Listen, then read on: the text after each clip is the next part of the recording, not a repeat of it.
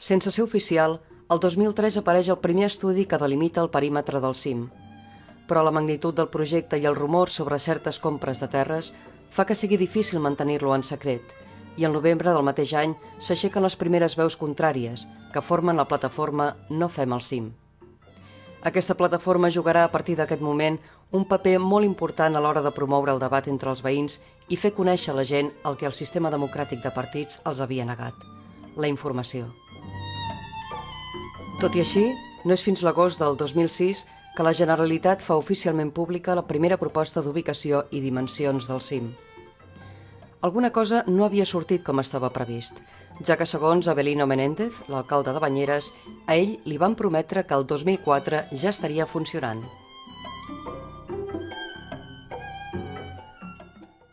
El director general d'urbanisme actual, que encara continua, el Jor, i l'altre, el Grau, el van plantejar. El 2004 Avelino ha estat funcionant.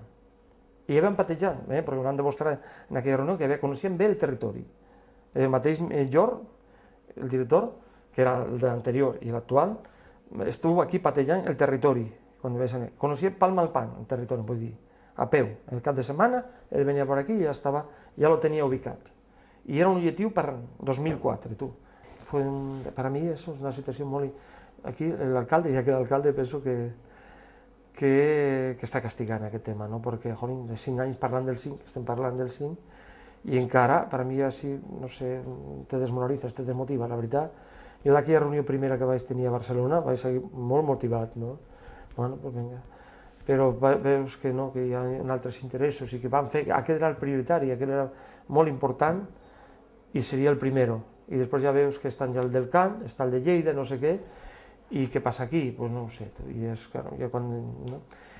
Ahí te desmotiva, te desmoralitza una mica, i quedes una mica desorientat. En aquest cas a mi m'ha passat.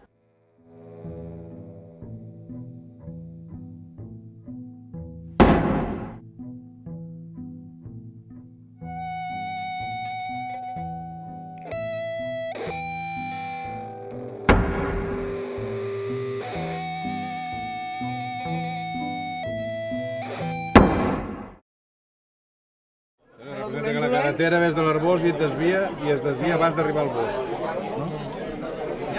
Jo trauria Banyeres i ficaria dintre. Si agafaven d'aquí cap aquí, haurien d'agafar això. No podem marcar, però primer que tu vendre-ho i després que ho recalifiqui. El problema és recalificar-ho perquè t'espantes amb la contribució i tu fots el 4%. Ah, amigo, és al revés. Llavors no hi haurà prou aigua al pou. Vinga, a fer un altre pou, a pagar tots.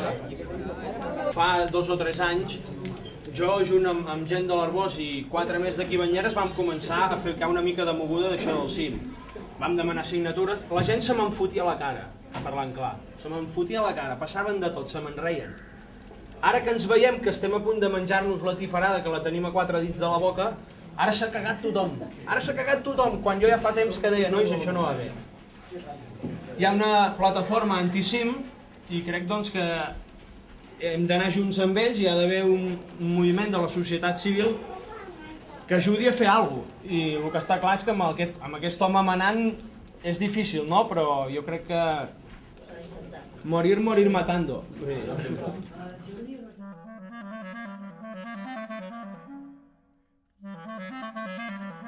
La proposta presentada a l'agost de 2006, que el nou govern tripartit anomena Logis Penedès, mostra certes diferències respecte de la primera.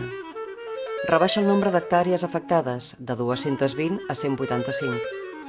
Augmenta en 150.000 el nombre total de metres quadrats de naus construïdes. Elimina el concepte port sec i introdueix el factor valor afegit. Fa desaparèixer la zona d'aparcament ferroviari. Considera la possibilitat d'una part d'activitats I+D, investigació més desenvolupament, i es desplaça uns centenars de metres del terme municipal de l'Arbós, fent que limiti amb les primeres cases de Banyeres.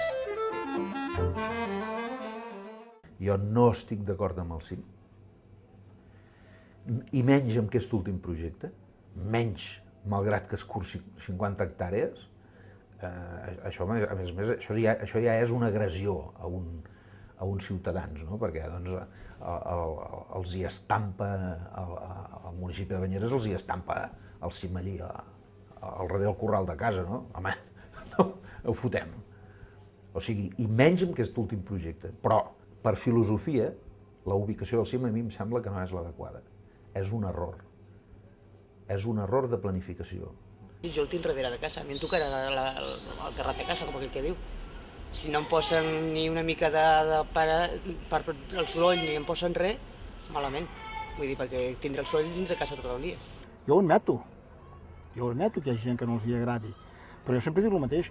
Nosaltres tenim un posicionament de dir està previst que es faci, hi ha tota una sèrie de passos fets i pensem que no tiraran enrere.